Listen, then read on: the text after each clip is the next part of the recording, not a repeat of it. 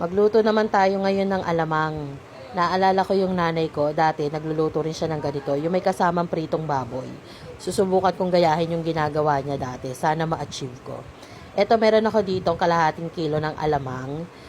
Hinugasan ko na itong mabuti sa running water hanggang sa pumuti na yung katas niya, tapos pinakabiga-biga ko na rin siya.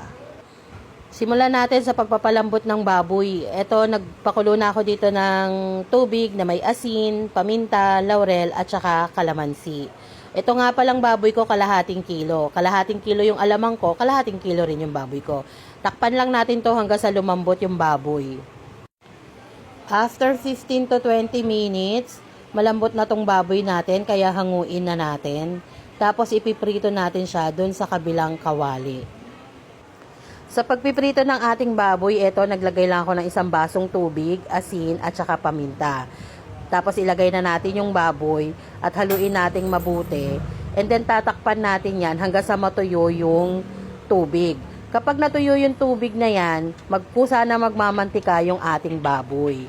At yung sarili niyang mantika, yun na yung gagamitin natin mamaya pang luto sa ating alamang.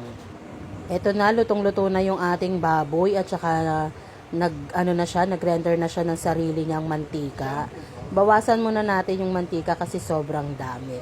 Bawasan natin bago natin lutuin yung ating aromatics at saka yung ating alamang. Patay na pala yung apoy nitong kalan ko ha, para iwas sa pakikidigma sa tilamsik ng baboy. Tapos, yung baboy, itatabi rin muna natin kasi nga nakakatakot. Pumuputok kasi ito eh. Tabi muna natin para hindi tayo matalsikan. Mamaya hindi na yan puputok kapag marami ng kasama. O, ngayon on na natin ulit at simulan na natin maggisa ng ating mga aromatics. Syempre, simulan natin sa sibuyas. Lagi ako nagsisimula sa sibuyas. Kayo ba paano kayo maggisa? Sibuyas ba una o bawang? Comment nyo naman dyan. Ako laging sibuyas. O pagtapos ng sibuyas, sunod na natin yung ating bawang at saka sili, sabay na natin yung sili natin para kumapit yung anghang ng sili sa ating niluluto.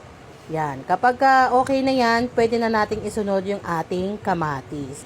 Yung ating kamatis, palalambutin natin to ng husto. Takpan natin para lumambot. Yan. Kapag malambot na yung kamatis, pwede na nating ibalik dyan yung pritong baboy. Yan. O, hindi na lalaban yung pritong baboy na yan. Hindi na yan puputok. Hindi na tayo matatalamsikan yan. Pagkalagay ng pritong baboy, pwede na rin nating ilagay dyan yung ating alamang. O, ayan na naman si Kuya Darius. Chinecheck na naman niya yung aking niluluto kung tama ba yung ginagawa ko. Anyway, balik tayo dito sa ating niluluto. Yun na nga, nilagay ko na yung ating alamang. Haluin lang muna natin to ng mabuti para kumapit yung lahat ng aromatics natin sa alamang at saka sa pritong baboy.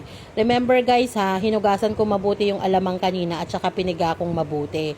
Kaya magiging depende na sa atin na magiging lasa niyan. Kasi diba usually sa palengke pag bumili ka niyan talagang maalat yan. Pinakalinis-linis natin kanina.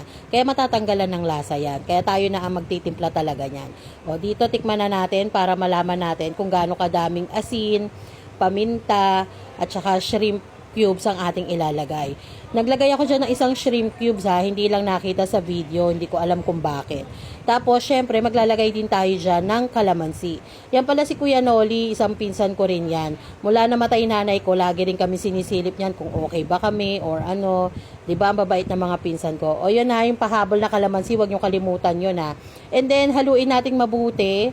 Tapos, tikman na natin kung tama na yung ating mga nilagay na pampalasa. O, sa pagkakataon yan, approve na sa akin yung lasa.